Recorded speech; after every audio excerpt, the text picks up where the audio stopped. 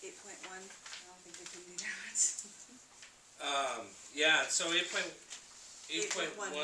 sorry. is, Dan is back here in Superior for the 8 billionth time to talk about, I guess, where McKinstry goes forward and how we move forward with regard to Plan B in the failed levy. This is the day that we all dreaded, and now that we're here, we have to come up with a game plan. I'll be meeting with the Facilities Committee at 5:30 tomorrow in the high school to talk about, to brainstorm for ideas, because the fact that the levy didn't pass doesn't change the fact that the junior high continues to leak. This morning, he went over there and had to put out buckets to catch water into a classroom, which is ridiculous. So, we don't have to have that discussion. I think we've discussed well and good the need, but we do need to come up with what next. Where would the money come from to pay for the Levy. We only have $17,800 right now in our district reserve, our building reserve, which is where that money would come from. And again, the problem in Montana is we don't have the ability. The only way that we can fund new capital investment is to go to the public for a levy. We can't go to a bank for it. We can't go and door to door. There's no way.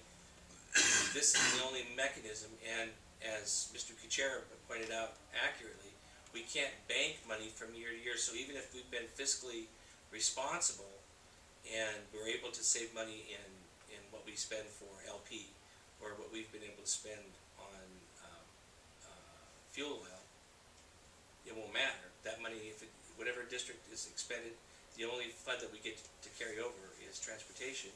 And that's because you have to be able to buy a bus at any given time, because the state mandates that you always have buses that operate. So as a consequence, we're in the same boat. Unfortunately, if we have to go back to the voters, it's just to fix the junior high. It's whatever that money is, it's to fix the junior high. So there's no investment, it's a Band-Aid on a gaping wound. And so that's, Alan and I, we didn't meet, but we talked on the phone today for about an hour, because we have to figure out how to, if we're going to stay in the junior high for another year, how do we get heat in there for the upcoming school year, so we have the opportunity then to put another levy package together that we can get passed.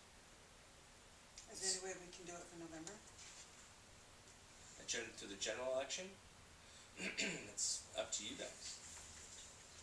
The Facilities Committee, I'm speaking for them, but they've been absolutely So what happens amazing. if, heaven forbid, some more of the roof falls in and there's a classroom that you can't even use because there's no roof?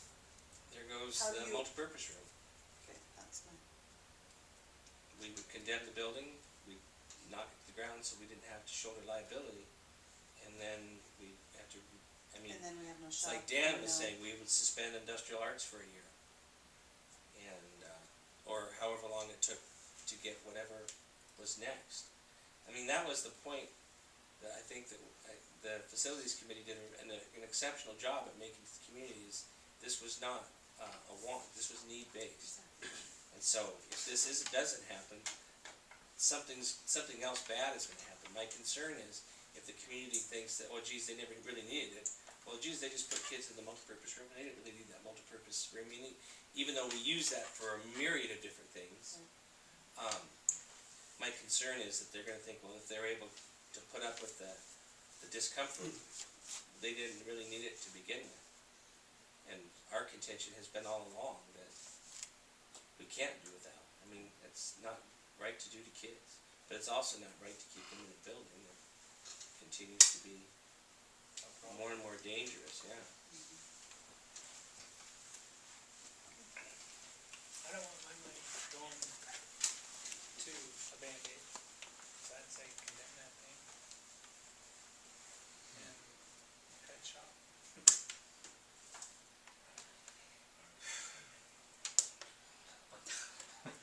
This has been a bad day all the way around. You're just gonna keep put money into it. There's gotta be a point where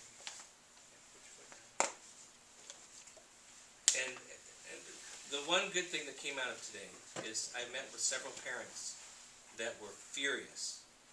I mean, furious. And they're professional people in our community. They have jobs, they have kids in the school, they have kids in the elementary school actually. And they were beside themselves in that the concern was that Superior is going to become Shady Rest Retirement. That we're beginning to witness the demise of the community, because if you don't have a school that has been the cornerstone of every Montana community since Montana has been Montana, and you look at that, like Kremlin, Guilford, and the co-op schools that when the co-op is gone and they've taken the school out, the community dries out. And listening to the lessons learned last year about economic development and we need more jobs, and I mean, how in the world, any businessman knows you have to spend money to make money. That's a business axiom. It's unimpeachable. And this opportunity with these two projects, the cost-saving measures, they paid for themselves in 20 years. That was amply demonstrated actually a year ago when we started that discussion. But the fact that we do have a dire facilities need, I mean, the only option we have is either to close the building down or continue to throw money at fixing that building. But conservative estimates would be over $100,000 just to bring in an alternate heat source. Even if we were to have a palletized system outside the building, then we'd have to route it back in with temporary ducting. And again, you're putting good money after bad of a building that isn't, like I said, today it sprung a leak. There's another 80 grand for the roof. And so that's like Alan had said a couple of meetings ago in the public meeting, this was our best option. And it wasn't based on Alan's vision or my vision. The committee was a really wide cross-sample of the community from ages and from different backgrounds. And for the people that work in that building, I mean, I feel for them every single day because it's not an ideal situation. Bill? You said condemn it, and it is a bad idea. But you guys haven't bothered to look at even temporary housing, the trailer situation. Have you even called? It was brought up 2 or 3 months ago, what was your plan B, and you never had a plan B. You never said anything about a plan B. You never looked into the trailers temporarily. Trailers every day. Pardon? We rent office Right. trailers for our That's stuff what I every mean. day, and it's about 15 grand a month. And that's just for You may have to do that. There's $4 million in 2 years. You may have to do it. And where do we get the And money where for do you that? get We go back to the deal and say, well, we're gonna temporarily back throw a something. trailer out here and you're gonna still. You can do that, or keep putting money in that building, or figure something else out. But see, that's where we're at, Bill. We're at that Yeah. figure something else out deal. Yeah. And that's why we started having, the unfortunate thing, the frustrating thing to me, is like right now, we're in here, but the newspaper isn't here. We don't even have a presence. Who's this? There wasn't a meeting Aren't you a newspaper? that, no. Oh. There wasn't a meeting that we had more people at our meeting than there were on the panel to present. And how frustrating is that when we're trying to be transparent, like you had said in your remarks earlier, and show the public that there is no sleight of hand. This is not something that's willy-nilly, that this is being driven. Those of us that went to school in that building know back then it was cruddy. Well, now it's at the point where something has to be done. And I agree, Bill, but there is no other good option because every option costs. And so our whole thinking in all of this, when we presented at the Senior Citizen Center, they got it. They understood the fact that if we're going to spend money, spend it wisely. Spend it forward instead of being regressive and deal with problems that are going to continue to bite us.